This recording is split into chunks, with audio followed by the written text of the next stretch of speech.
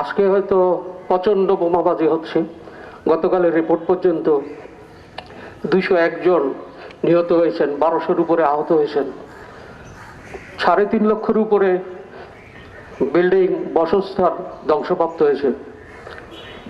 একটা ছোট্ট রাষ্ট্র, ইহুদি রাষ্ট্র গঠন করা হয়েছিল। বলা হয়েছিল ইহুদিদের পৃথিবীতে কোথাও তাদের নিজস্ব রাষ্ট্র নাই। মজার ব্যাপার, সেই রাষ্ট্রটার জন্ম যারা দিয়েছিলেন, যারা এই কথাগুলি বলেছিলেন যে তাদের নিজস্ব একটা রাষ্ট্র থাকা দরকার, তারা কিন্তু সেই রাষ্ট্রের জন্য নিজস্ব জায়গা ছাড়েন নাই, ফিলিস্তিনটাই দখলের ভিতরে নিয়ে নেওয়ার চেষ্টা করছেন। এই মুহূর্তে ফিলিস্তিনের আয়তন খুবই সামান্য। আমরা প্রতিবাদ করছি।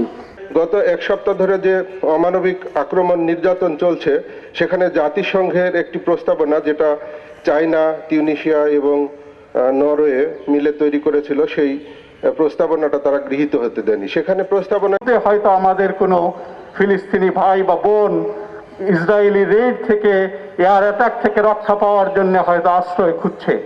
আপনারা জানেন যে মিডিয়া টাওয়ারগুলো ধ্বংস করে দেওয়া হয়েছে গাজাতে, যাতে সারা বিশ্বের কাছে ইসরায়েলি নির্যাতনের খবর না পৌঁছায়। বিবিসি রিপোর্ট করেছে যে গুগল আর্থ এবং অ্যাপল আর্থের মতো প্রতিষ্ঠানগুলো গাজা এবং ইসরায়েলের ছবি, স্যাটেলাইট পিকচারকে অপরিষ্কার করে উপস্থাপন করছে। কেন করছে? যাতে ইসরায়েলি গণহত্যার খবর আন্তর্জাতিক গণমাধ্যমে না আসতে পারে। আমি লজ্জিত হই মুসলিম বিশ্ব মার্কিন যুক্তরাষ্ট্রের দাবেদারি করার স্বার্থে ইসরায়েলের বিরুদ্ধে অবস্থান নেয় না। ইতিহাস সাক্ষী দেয় যে এই দমন নিপীড়ন কোনো জাতিকে দাবিয়ে রাখতে পারেনি, প্যালেস্টাইনকেও দাবিয়ে রাখা যাবে না। বরং সমাধানের সূত্র হচ্ছে, এর মূলে যেতে হবে এই ঘটনার কারণ কি। ইসরায়েলি মানবাধিকার সংস্থা, Israeli information centre for human rights, তারা কিন্তু সেই কারণ বলে দিয়েছে যে এই যে সংকট, এই যে বোমাবাজি, তার পিছনে রয়েছে ইসরায়েলের রাষ্ট্রের অকুপেশন, বর্ণবাদী নীতি থেকে শুরু করে তাদের হঠাৎ সমিতির সমাবেশ থেকে আমি বলতে চাই যে এই রাষ্ট্র প্রতিষ্ঠার জন্য আমাদের সারা পৃথিবীর শান্তিকামী মানুষের ঐক্য দরকার। সারা পৃথিবীর শান্তিকামী মানুষ যদি তাদের প্রত্যেক রাষ্ট্রের উপরে চাপ প্রয়োগ করে যে ফিলিস্তিনি রাষ্ট্র প্রতিষ্ঠার জন্য যদি উদ্যোগ গ্রহণ করে, তাহলে এই সমস্যার সমাধান হতে পারে। তার জন্য অনতিবিলম্বে ঢাকা বিশ্ববিদ্যালয় শিক্ষকরা দাঁড়িয়েছে। এই সমাবেশ থেকে আমি আমার বক্তব্য আর দীর্ঘায়িত না করে আমি সেই সমর্থন পুনঃব্যক্ত করে আমার বক্তব্য এখানেই শেষ করছি। আপনারা সবাই ভালো থাকবেন, সুস্থ থাকবেন। আমি স্বপ্ন দেখব যে ফিলিস্তিনি রাষ্ট্র প্রতিষ্ঠা হয়েছে, এখানে আমাদের ফিলিস্তিনের প্রতিনিধি আছে। We want to establish Palestine as a sovereign state, and we recognize the sovereignty of Palestine. Palestinian people have the right to live in peace and prosperity. Government and people, always they are with us, and we thanks you.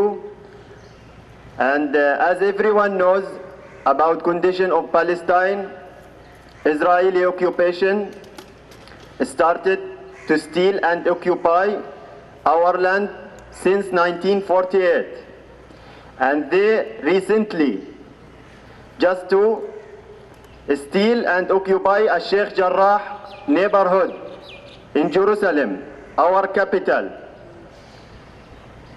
and kick out our people out of their houses. And also they attack worshippers in Al-Aqsa Mosque, and they don't respect any freedom of religions, Muslim, Christian, any religion. They don't respect any religions. And recently they have started airstrikes on Gaza. They're targeting only innocent civilians, including women and children below 10 years old. And we talk to everyone in the world, to international community, to international law, to humanity, to save our people and our children from Israeli terrorists. And we want to thank Bangladesh also for everything. In United Nations, they support our situation. for Palestine independence. And inshallah, one day Palestine will be free. Thank you very much, Bangladeshi people and government. যে Israel আগ্রাসন এবং গণহত্যার মাধ্যমে প্যালেস্টাইনিয়ানদেরকে প্রতিনিয়ত নিশ্চিহ্ন করছে। আমরা জানি, ইতিমধ্যে বলা হয়েছে 1948 সালে যেই রাষ্ট্রটি অবৈধভাবে প্রতিষ্ঠিত হয়েছিল, যেই রাষ্ট্রের পেছনে একদিকে 1917 সালে সেই ব্রিটিশ সাম্রাজ্যবাদের সুবিধা নিয়ে বেলফোর ডিক্লারেশনের মাধ্যমে তারা যেমন সেই প্যালেস্টাইনের ভেতরে প্যালেস্টাইনদেরকে ধীরে ধীরে তারা উৎখাত করেছে, এবং 1948 সালে মার্কিন সাম্রাজ্যবাদের সুযোগ নিয়ে তারা সেই নিপীড়ন এখনো চালিয়ে যাচ্ছে। এবং আজকে আমরা যে অবস্থা দেখতে পাচ্ছি, এটি অত্যন্ত লজ্জার, অত্যন্ত জঘন্য। কারণ আমরা প্রশ্ন করতেই পারি যে আমরা কোন বিশ্বে বাস করছি। আমরা কি যেই বিশ্বে আমরা দেখতে পাচ্ছি যে পশ্চিমা দেশগুলো অনবরত মানবাধিকারের কথা বলছেন, তারা গণতন্ত্রের কথা বলছেন, অন্যদিকে অনেক বৃহৎ রাষ্ট্র তারা শান্তির কথা বলছেন, কিন্তু আমরা কি দেখতে পাচ্ছি? আমরা দেখতে পাচ্ছি আমাদের প্রতিবেশী মিয়ানমার, যে রাষ্ট্রটি গণহত্যার মাধ্যমে 11 লক্ষ রোহিঙ্গাদেরকে বাংলাদেশে বিতাড়িত করেছে, তাদের বিরুদ্ধে কোনো ব্যবস্থা নিচ্ছে না। আমরা দেখতে পাচ্ছি ইসরায়েলের মতো একটি আগ্রাসী রাষ্ট্র, যে রাষ্ট্রটি যুদ্ধ এবং সন্ত্রাসের মাধ্যমে টিকে আছে, যে রাষ্ট্রটি অনবরত এই মধ্যপ্রাচ্যের ডিভাইড অ্যান্ড রুলের মাধ্যমে মুসলিম বিশ্বের এবং বিশেষ করে প্যালেস্টাইনিয়ানদের তাদেরকে কন্টিনিউয়াসলি তাদের মানবাধিকার, তাদের রাষ্ট্রের যে অধিকার, এগুলো হরণ করছে। এবং সেইগুলোকে আমরা দেখতে পাচ্ছি পশ্চিমা দেশগুলো ইসরায়েলের আত্মরক্ষার নামে তারা সমর্থন করে যাচ্ছে। তাহলে প্রয়োজন সেই জাতিসংঘে মার্কিন যুক্তরাষ্ট্র এখন পর্যন্ত 44 বার ভেটো প্রয়োগ করেছে ইসরায়েলের স্বার্থে।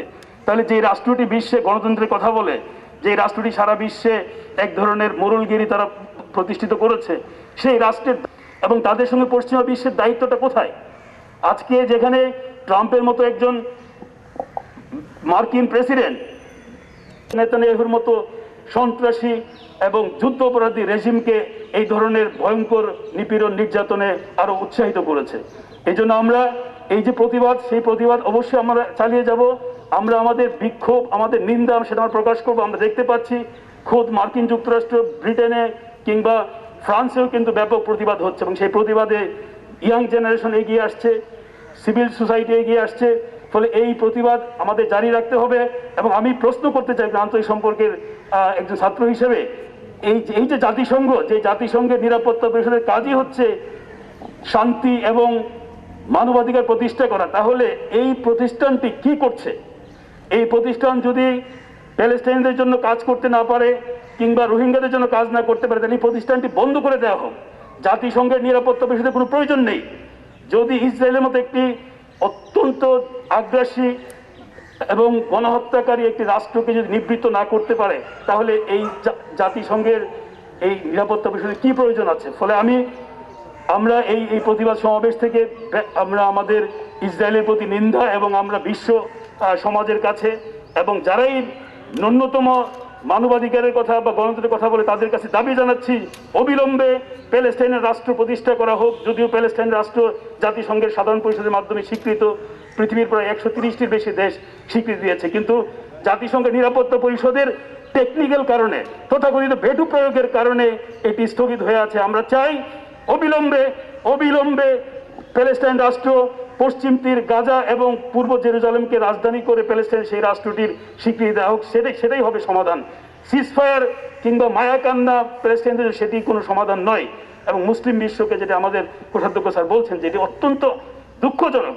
আপনারা যদি ম্যাপটি দেখবেন যে ইসরায়েল রাষ্ট্রটি একটি সামান্য একটি ভূখণ্ড এবং সামান্য কয়েকটি পপুলেশন, তার আশেপাশে যে রাষ্ট্রগুলো আছে মুসলিম রাষ্ট্র, তারা যদি ঐক্যবদ্ধ হয় এই নির্যাতন নিপীড়নের বিরুদ্ধে, ইসরায়েলের পক্ষে এক সপ্তাহ টিকে থাকা সম্ভব না। আমরা সবাই এগিয়ে আসি। এটি কোনো রাষ্ট্রের বিরুদ্ধে না, এটি হচ্ছে একটি রাষ্ট্রের যে নীতি, যে আগ্রাসন, গণহত্যা, তার বিরুদ্ধে। এটি আমরা যদি ইতিহাস লক্ষ্য করি, এটি এইবার যে আক্রমণ করেছে তেমনটি নয়। তারা সেই 1948 সাল থেকে, যেভাবে বক্তারা বলেছেন, যখনই সুযোগ পেয়েছে, যখনই তাদের ইচ্ছা হয়েছে, তখনই আশেপাশের মুসলমানদের উপর তারা নির্যাতন নিপীড়ন চালিয়েছে।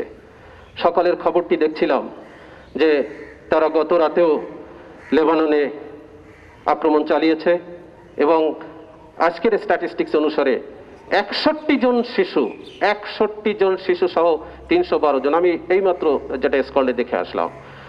এটি এইবার শুরু হয়েছে এমনই একটি সময় যখন সারা বিশ্ব করোনায় বিপর্যস্ত, মানুষ নিজেরা চেষ্টা করেও বাঁচার ঠাঁই পাচ্ছে না, তেমনই একটি সময়। এবং আরেকটি সময় রোজা, এই সময়টা তারা বেছে নিয়েছে এই আগ্রাসনের জন্য, এই আক্রমণের জন্য। আমরা নিন্দা জানাই এবং ধিক্কার জানাই।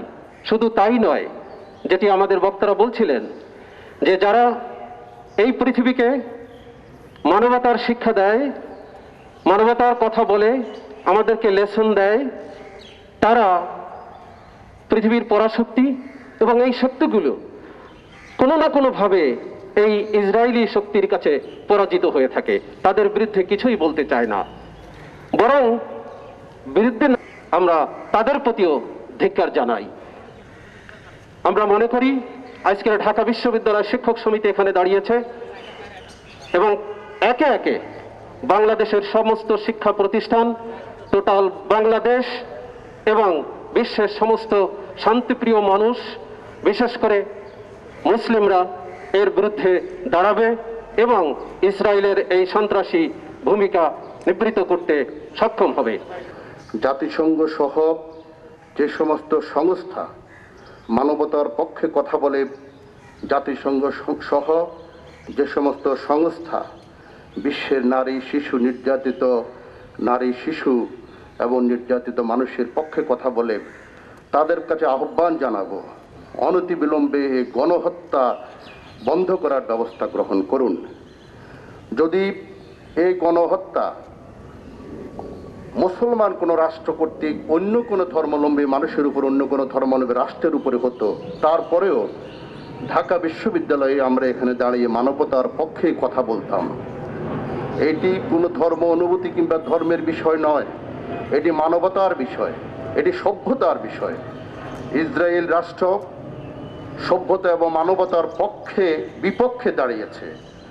ইসরায়েল রাষ্ট্র সভ্যতা এবং মানবতাকে দীর্ঘদিন ধরে, এই রাষ্ট্রটি প্রতিষ্ঠিত হওয়ার পর থেকে কিছু ধনী রাষ্ট্রের সহযোগিতায়, মার্কিন যুক্তরাষ্ট্র এবং ইউরোপের কিছু রাষ্ট্রের সহযোগিতায় ইসরায়েল রাষ্ট্র ফিলিস্তিনি জনগণের শুধু অধিকার হরণ করছে না, তাদের যে অরিজিনাল যে ল্যান্ড ক্রমশ সেটি সংকুচিত হয়ে আসছে।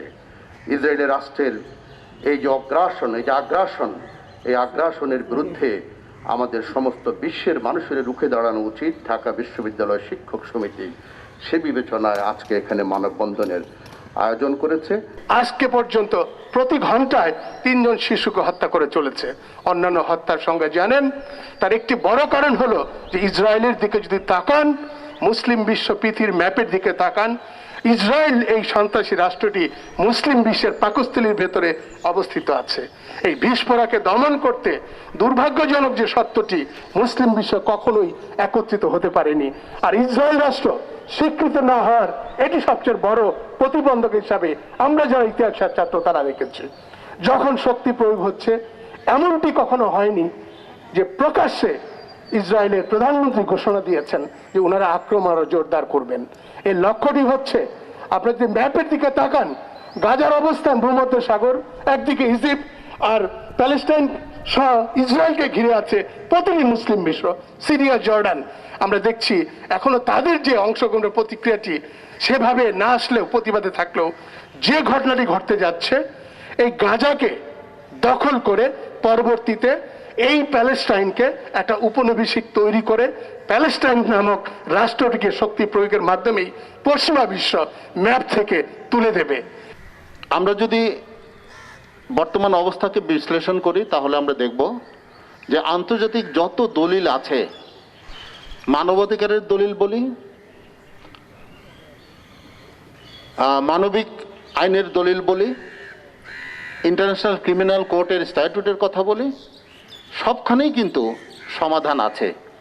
কিন্তু ইসরায়েল যে ঘটনাগুলো ঘটাচ্ছে, আন্তর্জাতিক আইনকে তারা বৃদ্ধাঙ্গুলি দেখাচ্ছে। আপনারা জানেন,